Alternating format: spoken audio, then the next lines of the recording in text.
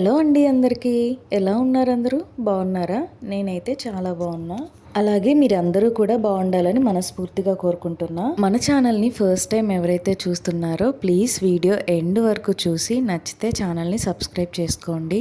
Late చేయకుండా వీడియోలోకి అయితే వెళ్ళిపోదాం. ఈ వీడియో ఈరోజు మార్నింగ్ షూట్ చేశాను. ట్యూస్డే కాబట్టి త్వరగా లేచాను, పూజ చేసి గుడికి వెళ్ళాలి అని. నైట్ వర్షం పడింది, మార్నింగ్ లేచేసరికి క్లైమేట్ చాలా బాగుంది. పనులన్నీ కంప్లీట్ చేసుకొని ఫ్రెష్ అయిపోయి పువ్వుల కోసం అయితే కిందకి వెళ్ళాను. పువ్వులు కావాలి కాబట్టి ఆ టైంలో కిందకి వెళ్ళాను. నార్మల్గా అయితే వెళ్ళాం కదా, వర్షం కూడా పడేసరికి చాలా బాగుంది అక్కడ వ్యూ చూడటానికి. మనసంతా చాలా ఆహ్లాదంగా ప్రశాంతంగా మారిపోయింది ఒక్కసారిగా. మా ఇంట్లో ఎప్పుడు నిత్య దీపారాధన చేస్తూనే ఉంటాం, కానీ మంగళవారాలు మాత్రం ప్రత్యేకంగా చేస్తున్నా. లాస్ట్ మంగళవారం నుంచే స్టార్ట్ చేశా ఈ హనుమత్ సంకల్పం. ఏదో అద్భుతం జరిగిపోతుందని అయితే ఈ పూజలు చేయట్లేదు. ఎందుకంటే మనం ఎన్ని పూజలు చేసినా సరే తలరాతలో ఉన్నది మార్చలేం కదా. కేవలం ఇదంతా మానసిక ప్రశాంతత కోసం మాత్రమే.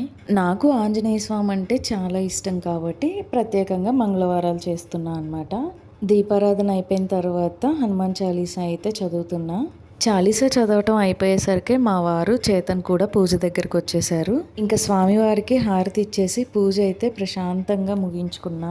కొంతమంది ఇప్పుడు పూజలు చేయటానికి చాలా హైరాణ పడుతున్నారు, ఆడంబరాలు కూడా చాలా ఎక్కువగా చేస్తున్నారు.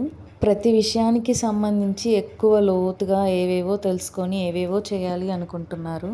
మనం చేసేది దైవారాధన. మనకి తెలిసినట్టు మనకి నచ్చినట్టు మనస్ఫూర్తిగా చేస్తే చాలు. కొక్కొక్కాయ షాప్లో తీసుకుందాం దా, ఫ్రిడ్జ్లో లేదు.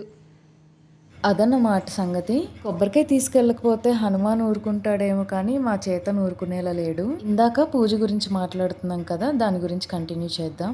భక్తితో ఒక పువ్వు కానీ, ఒక పత్రి కానీ, లేదా ఏదైనా ఒక పండు మనస్ఫూర్తిగా సమర్పిస్తే చాలు ఆ భగవంతునికి. మన భగవద్గీతలో శ్రీకృష్ణుడు కూడా అదే చెప్పారు. పూజలు ఇలా చేయాలి అలా చేయాలి అని వీటన్నింటి గురించి లోతుగా తెలుసుకునే బదులు ఎదుటి వాళ్ళని నొప్పించకుండా ఎలా మాట్లాడాలి, ఎదుటి వాళ్ళ గురించి అసూయ పడకుండా ఎలా బతకాలి, ఎలాంటి కల్మషం లేకుండా మనస్ఫూర్తిగా మనుషులతో ఎలా ఉండాలి అనేది నేర్చుకుంటే చాలా బాగుంటుంది.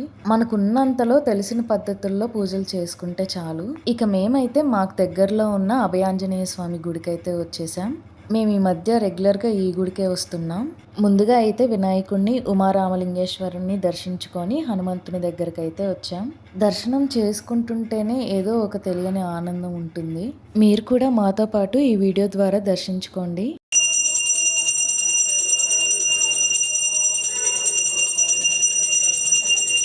కాసేపు ఏ ఆలోచన లేకుండా స్వామివారి సన్నిధిలో ప్రశాంతంగా కూర్చున్నాం. ప్రసాదం తీసుకొని ఇంటికైతే రిటర్న్ అవుతున్నాం. టిఫిన్ బయటే చేద్దాం అనుకున్నాం. ఇంకా మా ఇంటి దగ్గరలో కొత్తగా స్టార్ట్ చేసిన హోటల్కి అయితే వెళ్ళాం.